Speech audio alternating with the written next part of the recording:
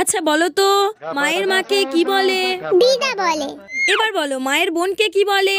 মাসি বলে। ঠিক।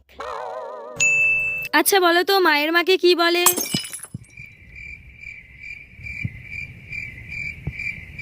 মা, আমার তো মা নেই। এটা তুমি কি বলছো? সত্যি বলছি, মাটা কি আমি জানি না, আমার মা নেই। তোমার মা নেই? তোমাকে রোজ কে খেতে দেয়? কে স্কুলে নিয়ে আসে? কে টিউশনে নিয়ে আসে? কে ঘুম পাড়িয়ে দেয়? ও, তুমি মাম্মামের কথা বলছো? ওটা তো আমার মম হয়, আমি মম বলি। আচ্ছা তোমার পরিবারে কে কে আছে আমায় একটু বলো তো। মম, বম, কাক, গ্র্যানি, দাদা, দাবাই, দিবাই, মনি।